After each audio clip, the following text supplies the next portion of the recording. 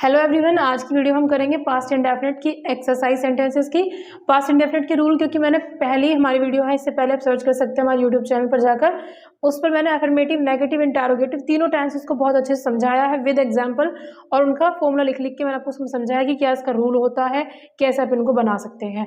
आज हम करेंगे उन टेंसेस की प्रैक्टिस विद सेंटेंसेस एक्सरसाइज। अब देखते हैं, पहला सेंटेंस है मैंने अपना पाठ याद किया। तो सबसे पहले सब्जेक्ट मैंने, जब आपके एफर्मेटिव है वाक्य अब का अगर एफर्मेटिव हो तो आप क्या करेंगे, सब्जेक्ट वर्ब की सेकंड फॉर्म और ऑब्जेक्ट, ये आपका उसका रूल होता है। तो आप इसमें लगाएंगे मैंने के लिए आई, याद करने की सेकंड फॉर्म क्या होती है आपकी, लर्नड। फर्स्ट फॉर्म होती है लर्न, सेकंड होती है लर्नड। अपना पाठ, आई के साथ अपने की क्या आती है, माई, और पाठ की क्या आएगी आपकी, लेसन। ठीक है, अगला वाक्य है मोहन घर गया। तो सबसे पहले मोहन की आएगी मोहन। अब जाने की, भाई गया है, जाने की क्या आएगी, गो। गो की सेकंड फॉर्म आपकी होती है वेंट। तो यहाँ पर आप लिखेंगे वेंट, कहाँ गया है, घर, टू होम। अब लोग देखते हैं तीसरा वाक्य है मैंने पुस्तक पढ़ी। सबसे पहले मैंने की आई, पढ़ना रीड, रीड की सेकंड फॉर्म भी थर्ड फॉर्म भी रीड ही होती है। तो यहाँ पर पढ़ने की आप लिखेंगे रीड, और पुस्तक का हो जाएगा आपका बुक। ठीक है, लास्ट वह सड़क पर दौड़ा। वह के लिए यहाँ दौड़ा किसके लिए बताया जा रहा है, एक लड़के को यहाँ पर संकेत दिया जा रहा है, लड़के। वह सड़क पर दौड़ा, इस वाक्य में एक वह सड़क पर दौड़ा, इस वाक्य में लड़के की तरफ संकेत किया जा रहा है, इसलिए हम वह के लिए क्या लगाएंगे, ही। दौड़ने की फर्स्ट फॉर्म होती है रन और सेकंड फॉर्म होती है रैन, रन। ठीक है, तो सेकंड फॉर्म आप लगाएंगे यहाँ पर रेन। पर के लिए हम लगाते हैं ऑन, सड़क की हो जाएगी रोड, ऑन दी रोड आप ऐसे भी लिख सकते हैं, ही रैन ऑन द रोड। ठीक है, अब देखते हैं नेगेटिव सेंटेंसेस। हमने फिल्म नहीं देखी, पहला वाक्य। हमने के लिए क्या आएगी यहाँ पे वी। उसके बाद नेगेटिव में यहाँ पे क्या होगा आपका, पास्ट इंडेफिनिट में चाहे आपका सब्जेक्ट सिंगुलर हो चाहे प्लूरल हो, आपको डिड नॉट ही लगाना है। जैसे हम और वाक्य में देखते हैं कि भाई अगर हमारा सब्जेक्ट सिंगुलर होगा तो हम इज लगाएंगे, प्लूरल होगा तो आर लगाएंगे या फिर डू लगाएंगे, जिस तरह की फॉर्म्स हम देखते हैं। इसमें ऐसी कोई रीड नहीं है, आपका सब्जेक्ट सिंगुलर हो प्लूरल हो आपको डिड नॉट लगाना है। तो वी डिड नॉट, देखने की, फिल्म देखने की क्या आएगी आपकी, watch. We did not watch the movie, या केवल आप मूवी भी लिख सकते हैं। नेक्स्ट, उन्होंने यह काम नहीं किया। तो उन्होंने के यहाँ पे क्या साइन दे रहा है, वो बहुत सारे व्यक्ति हैं, तो यहाँ पे हम लिखेंगे उन्होंने के लिए दे। उसके बाद डिड, देन नोट, करने की डू, यह काम this work. They did not do this work.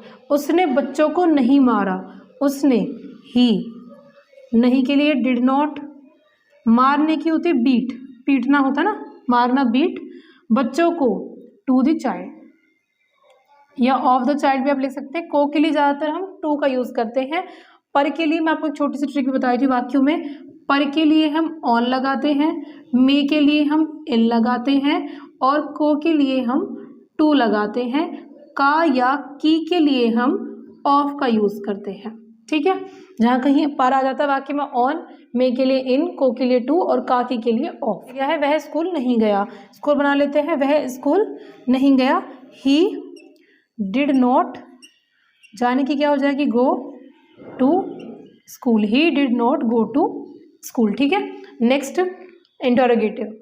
पहला वाक्य है तुम्हें क्या चाहिए। ठीक है, तुम्हें क्या चाहिए।